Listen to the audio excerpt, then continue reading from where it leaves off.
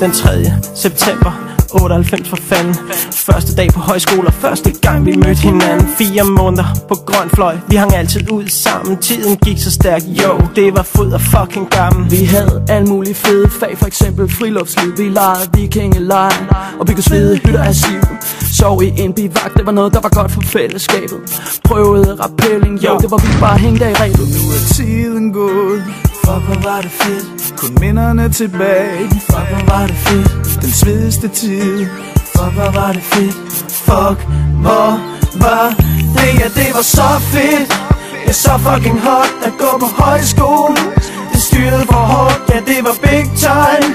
Så ryst din røv til den her. Hvad fanden skal jeg sige? Det var så fedt bare at være der. Der var madhold, vi lavede altid kylling med kartofler og ærter.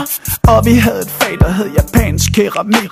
Det var rigtig fedt at lave askebæger med en fremmed teknik. Når vi havde rytmisk samspil, så hyggede vi max. Te og kage, wow guitar, Anita spillede sax. Og når vi havde drama, slap vi følelserne løs.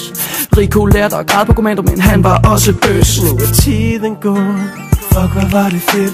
kun minderne tilbage. Fuck hvor var det fedt. Den svedigste tid, Fuck hvor var det fedt. Fuck hvor var det, ja det var så fedt.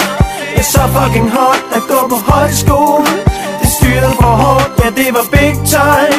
Så ryst din røv til det var så fedt. Ja så fucking hot at gå på højskole. Det styrede for hårdt, ja det var big time. Så ryst din røv til den her. men pludselig kom dagen, hvor vi skulle sige farvel. Alle stod og græd, og selv lærerne var med.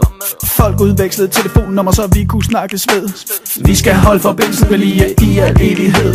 Fuck, hvor var det så fedt.